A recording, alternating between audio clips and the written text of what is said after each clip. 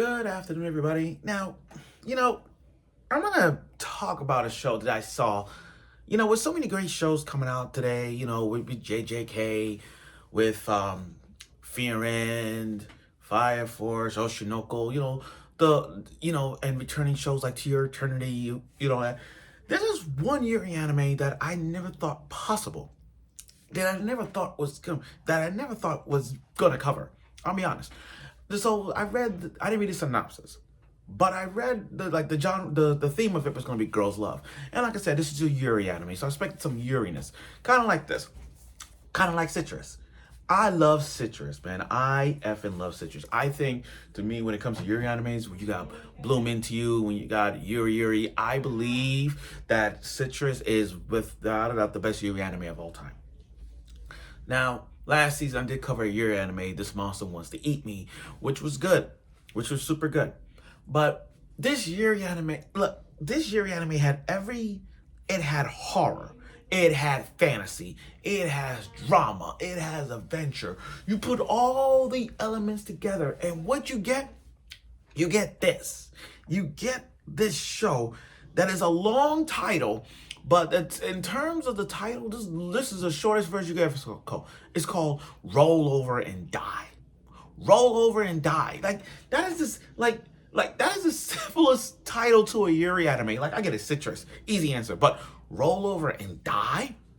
That's just what the hell? And I'm like, how a title like this ends up in a title of a Yuri genre on my anime list. It says girls love. So I'm like, okay, but how is something so gruesome, so what the hell? In to a Yuri-ness. That's what's going on. And I know that, look, like I said, Yuri animes need some respect.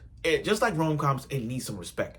When are we gonna sit down? When are we gonna sit down and ask ourselves that Yuri animes and rom-coms do need respect this year? I feel like this year, 2026, we need to respect the Yuris and the rom-coms because they're not getting a lot of love. But this show, again, talk about a show that I never thought that I was going to cover. Guys, I'm dead serious. I didn't really think this. Shows like this is one of the reasons why I need to talk about this. When you guys give me a first episode impression of a show to watch, and I talk about it on this season, that's what I'm going to do. So if you guys have any seasonal animes to let me watch on a first basis and give you guys a shot, do it or not, this is what. But this show, I gotta cover this because 1, this is a Yuri anime. 2, this is horror, and 3, it's like redo of Healer all over again. So without further ado, let's get right to it. The review of this show, Roll Over and Die. Okay, so let me get this.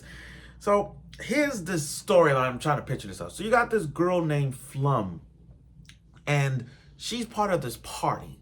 And she never wanted to be part of this party, but then this stupid ass mage grabbed her by the shirt and said, "You worthless, you trash, you think you were to beat the demon lord." I'm like, what the fuck is this? How you start off with this?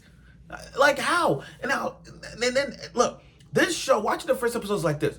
What happens when you take Citrus and you stir it up in a fantasy of horrorness, like Hellsing when it comes to ghouls or High School Dead with zombies, and you sprinkle it with some redo of Healer vibes, and then you add that, and then you add the redo of Healer vibes with the revenge type story, like the level Gotcha, level 9999, that show I covered. You put them all together, and that's what this is. So this girl named Flum party, she's useless. People call her trash, and then she got kicked out of the party. Okay, that's that. And then all of a sudden, not only that, just watching this got me tight. It's like watching redo of Healer for the first time. And I watch redo of Healer, and I see nothing wrong with the show. Watching the first episode got me freaking tight. I really want to punch a wall.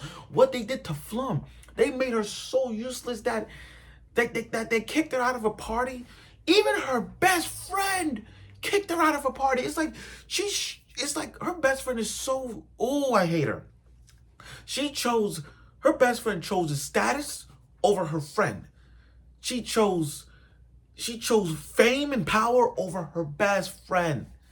And then they branded her, and then that guy, Brand Mage, look, I swear that Mage, we gotta kill this guy. I mean, literally kill him.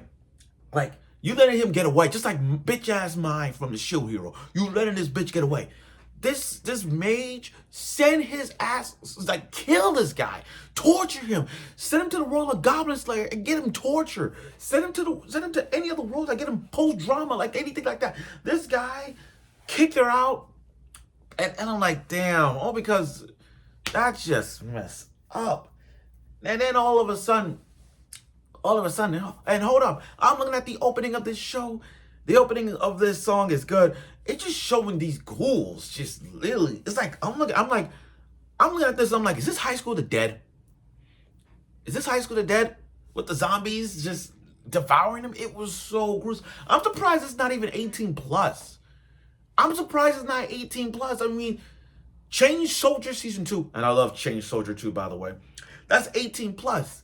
JJK, the cooling game art got an 18, it says 18 plus. To Your Eternity got an 18 plus. How the hell would a show like this ain't 18 plus? But you can't make this stuff up. So now she became a slave, and then you got this girl all bandaged up with beautiful blue eyes, standing locking herself for days. The mage sold Flum to this merchant, this fat ass old bastard of a merchant, and just watching him see who could get the sword. And then you got these ghouls just starting devouring these people. Like, oh my God. And then you got one guy who trying to pick up a sword, and you can see nothing but the hands melting. It's like so realistically off that. But when Flum picks up the sword, it's like that cursed sword she got literally literally made her status so good that she's healing.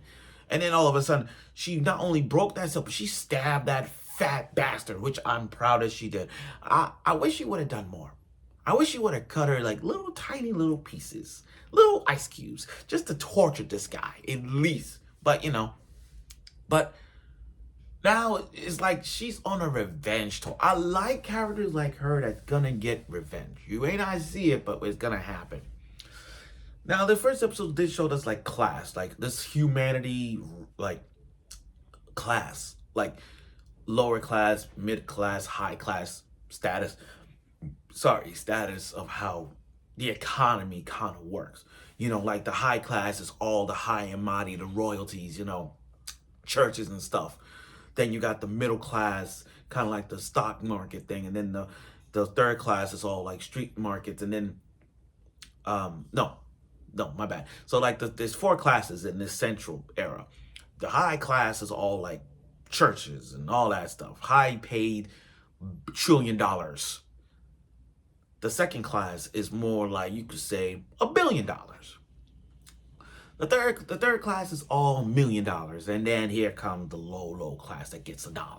You see, that's how low class. That's like the slums, the slum area on the west side of Central. That's where they are. So, and these people are treating Flum and her friend like trash. Like they've gone through so much and they're not even doing it. But now we know that her sword is so cursed that not only she's not holding it, she has it in the market of her hand. And not only that, she can reduce negative effects, turn positive. So basically, it's whatever does negative is the good thing. So if you get burned, you get healed. That's what it is. So if you're poisoned, you cure. That's kind of thing. You don't need like an antidote. You just, once you get poisoned, you kind of heal. So they're trying to look for a job, trying to get money.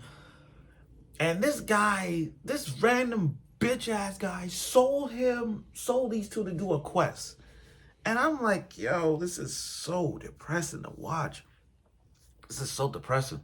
But I do like this because this is about Flum getting back at the people, especially the head mage, especially the leader, that mage with the glasses. I hate that freaking guy.